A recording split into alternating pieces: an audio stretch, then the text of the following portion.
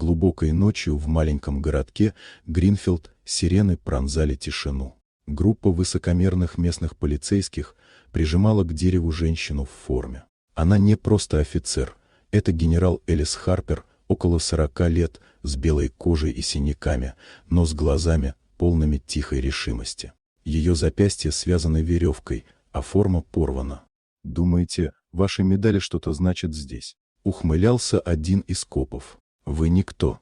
Элис молча сопротивлялась, стиснув зубы. Вокруг потрясенные жители шептались, боясь вмешаться. Маленький мальчик смотрел на мать.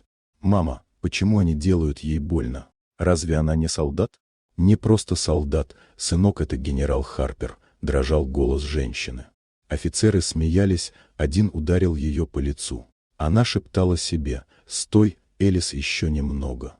Внезапно вдалеке послышался рев вертолетных лопастей. Копы сначала посмеялись, наверное, репортеры. Но вскоре лесную дорогу осветили фары. За мгновение въехала колонна бронетехники, «Хаммер», затем еще один, а за ними целый строй солдат. Над головой вертолеты кружили, прожекторы выхватывали деревья из темноты. Десятки полностью экипированных солдат высыпали из машин, их шаги звучали как гром. Воздух стал наэлектризованным. «Это не репортеры», — заикаясь, прошептала новичок-помощник шерифа. Элис подняла подбородок, не сводя глаз с армии. Легкая, почти торжествующая улыбка коснулась губ. «Я же говорила, они придут». Двое солдат развязали ее, отдавая честь. «Мэм, получили ваш сигнал». Генерал шагнула вперед. Полицейские, когда-то уверенные, теперь дрожали. «Вы думали, что унизили меня?» Ее голос был холоден и тверд. «Вы оскорбили флаг, клятву, которую поклялись защищать». Главный офицер закашлялся. Мы не имели». «Оставьте это», — перебила Элис. «Перед трибуналом будете отвечать за все». Солдаты отобрали оружие, надели наручники и увели копов под радостные возгласы жителей. Молодой помощник опустился на колени.